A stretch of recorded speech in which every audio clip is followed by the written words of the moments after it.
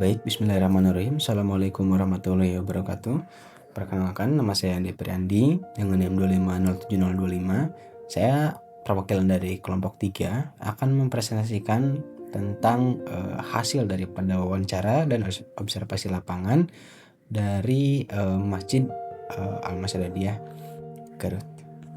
Dan di sini untuk memenuhi tugas besar daripada mata kuliah agama 1. Baik, kita langsung saja. Untuk anggota kelompoknya ada saya sendiri, Andi Apriandi. Yang kedua, Alif Safiro Basajan dengan NIM 2507021.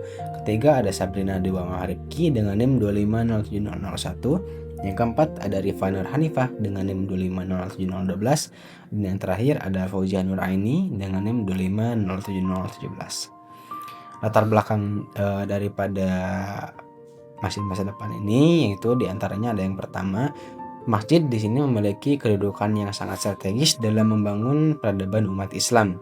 Kedua, dunia sedang berada dalam era revolusi industri 4.0 menuju dan transisi menuju society 5.0. Yang ketiga, banyak masjid yang pengelolaannya masih bersifat konvensional dan didominasi oleh generasi tua baby boomer atau Gen X.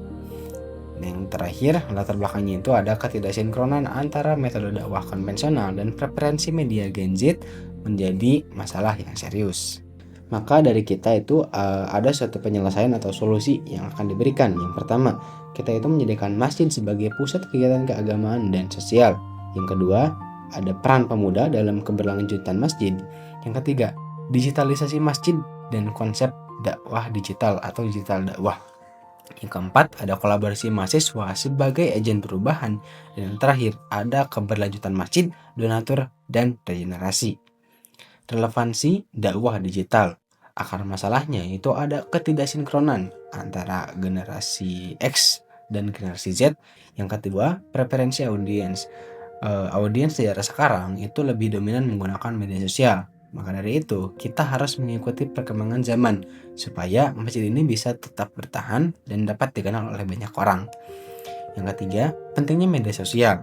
Nah, seperti yang tadi saya ucapkan, bahwasanya media sosial di era sekarang itu sangat sering digunakan karena di era sekarang itu sudah termasuk revolusi industri 4.0. Dan penerapan dakwah digitalnya itu kita bisa kolaborasi antara generasi X dan Z untuk menyongsong keberhasilan daripada dakwah digital ini.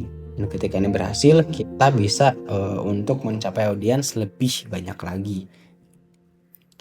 Maka dari itu, kesimpulannya urgensi transformasi manajemen masjid dari konvensional ke digital itu sangat urgent dan kita harus laksanakan secara cepat. Yang kedua, efektivitas media sosial sebagai instrumen digital dakwah. Dan ini lebih kepada keefektifan daripada media sosial untuk menyongsong keberhasilan daripada dakwah digital. Dan yang terakhir, ada sinergitas antar generasi sebagai kunci keberhasilan implementasi.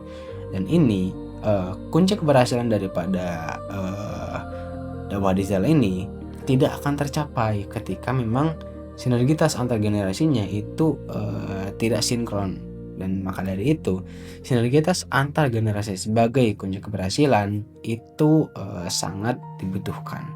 Dan ini merupakan salah satu contoh prototipe daripada dakwah digital yang akan kita terapkan. Dan di sini kita menggunakan aplikasi Instagram untuk ajang promosi. Nah, di Instagram ini kita bisa menggunakan Instagram sebagai media dakwah, itu entah kita sebagai informasi ataupun kita menggunakan channelnya itu ada sholat adalah kunci ketentraman. Nah, kita bisa bahas lebih banyak di sosial media untuk menjangkau audiens lebih luas lagi. Baik, mungkin itu saja paparan yang bisa saya sampaikan daripada hasil observasi lapangan ataupun wawancara kepada pengurus TKN. Dan terima kasih atas perhatiannya. Mohon maaf apabila ada kesalahan kata. Saya ucapkan terima kasih. Assalamualaikum warahmatullahi wabarakatuh.